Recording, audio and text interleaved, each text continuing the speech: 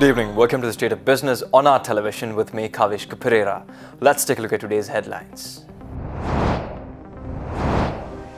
Human activities should not threaten nature, says President Maithripala Sirisena. Budget deficit of 3% to 3.5% would facilitate sustainable debt servicing, says CBSL Governor. News in detail. President Maithripala Sirisena says that human activities should not threaten the regeneration capacity of nature. It is the sole responsibility of mankind to implement activities which will strengthen the regenerative capacity of nature.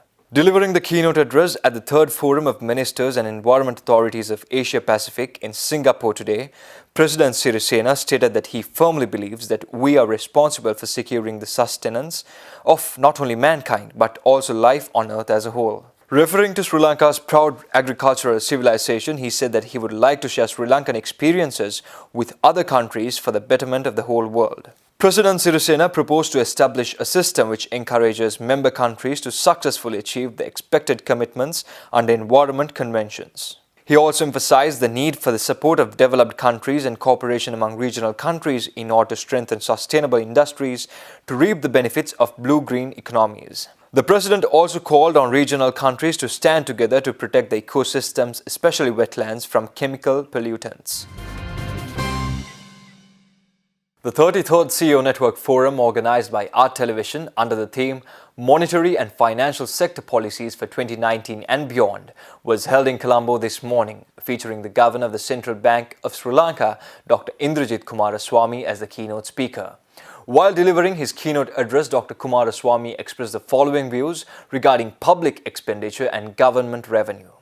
If you look at revenue as a percentage of GDP, in the 80s, 90s, 2000s, we were collecting 18, 19, 20%, sometimes even a little bit more than 20% of GDP as revenue. By 2014, that number had come down to about 11.4%. So you see revenue coming down from 20% to about 11%. It's gone up to now almost 14%. But the framework which we need to strive for is, the current level of total expenditure as a percent of GDP is okay. It's 20% of GDP. And if you look at our comparator countries, we are roughly in the right place. Of course, one can challenge the quality of some of that expenditure. We can improve the quality of public expenditure, but the overall level is pretty acceptable. Elaborating further, Dr. Coomaraswamy stated that the budget deficit should be ideally between 3% to 3.5%, which would allow the country to finance on a sustainable basis without adversely affecting debt dynamics. The next number to focus on is what is the level of budget deficit we can finance on a sustainable basis without our debt dynamics becoming overly burdensome. And that's about 3 to 3.5% of GDP. If we have a budget deficit of 3 to 3.5% of GDP through a combination of borrowing from the domestic market without putting too much pressure on interest rates and going out and supplementing the domestic borrowing by going out and borrowing from international capital markets, again without building up an unsustainable level of external debt, well, that at 3.5% of GDP, we can manage that. But right now we are at about 5% of GDP. So what we need to do is to get revenue up from about 14% to 16.5% of GDP.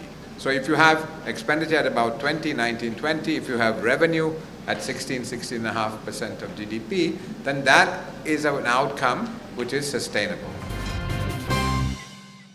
Dr. Coomaraswamy also expressed the following regarding current taxation in Sri Lanka and how Sri Lanka compares to other similar countries in this regard. I know people complain that we are overtaxed or we're being taxed too much, but I'd like to make two observations. As I said, our revenue at this 14% of GDP is well below our comparator countries. 16, 17 is what they have. Actually, they often have a smaller deficit than 3 or 3.5%. They tend to successful countries of East and Southeast Asia tend to run balanced budgets. So we are behind them in terms of tax collection. And we have an appetite for kind of Scandinavian type social welfare, but Hong Kong rates of tax. Now that doesn't add up. You know, we can't have very low taxes and still want free education, free health, etc. Now that is, I think, a mindset change we need to absorb. And not only that, 83% of our taxes are collected through indirect taxes. So we have one of the most regressive tax systems in the world. Because the richest man in Sri Lanka and the poorest man in Sri Lanka pays the same indirect tax rate. And so these are kind of, and the government wants to move to a 60-40 balance. It's going to take some time. It can't be done overnight. This is, we need to increase revenue up to 16.5%, and we need to make the tax system more fair. So those are the challenges we have on the revenue side. Stay tuned for more news after this short commercial break.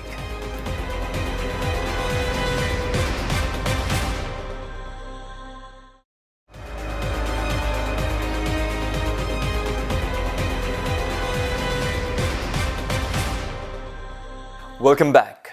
Speaking during the launch of the Sinhalese and Tamil translation of the Convention on International Trade in Endangered Species of Wild Fauna and Flora CITES and Sri Lanka, former Director of Sri Lankan Customs Samantha Gunasekara expressed the following.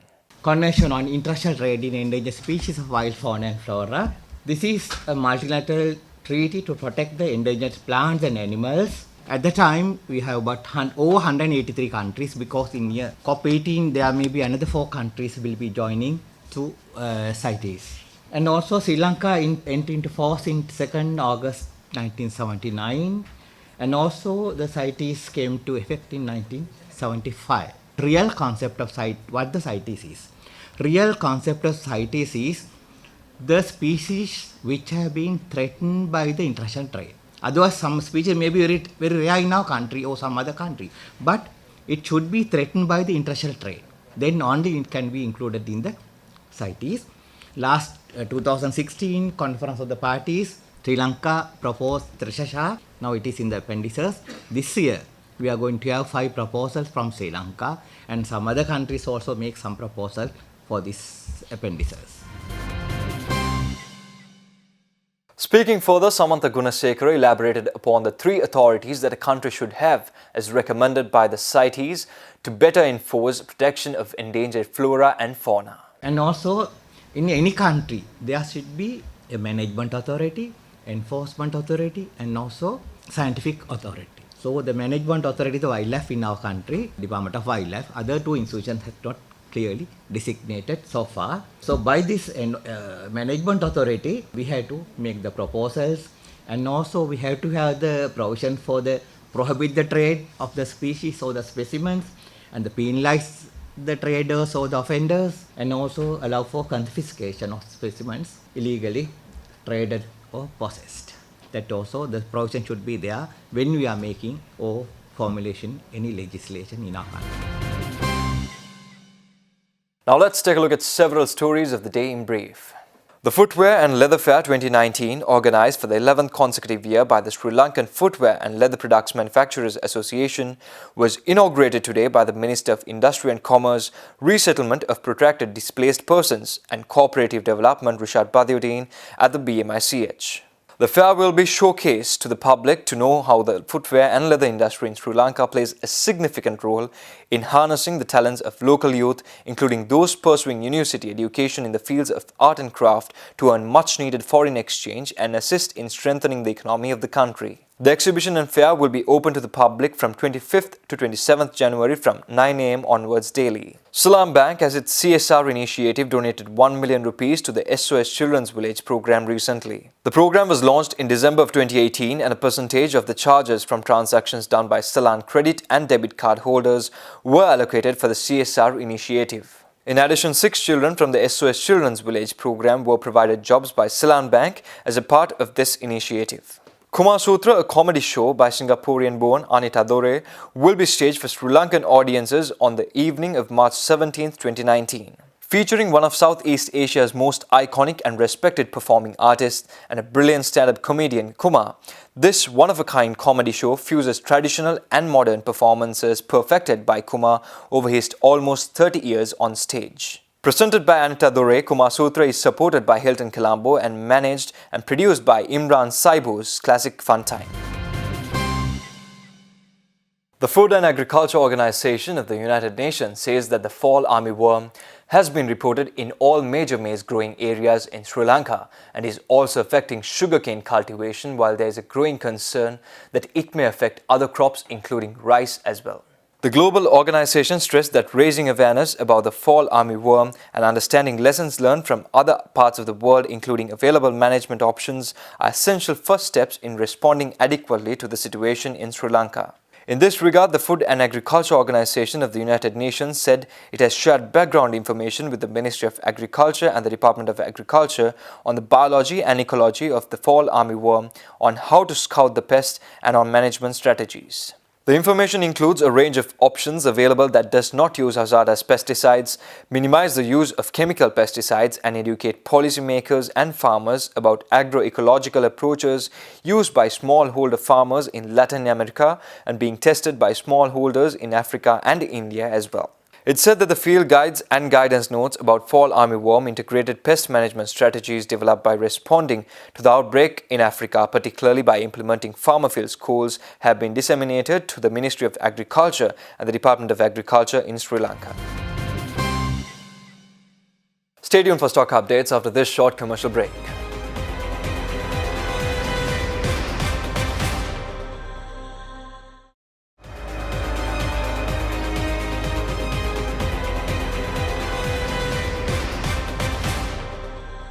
Welcome back. Trading at the Colombo Stock Exchange ended on a positive note today. The All-Share Price Index gained 17.96 points to close at 5,978.30, and the S&P SL 20 gained 8.77 points to close at 3,046.23. The turnover was 460.9 million rupees and 15.6 million shares were traded. Next up is Forex rates.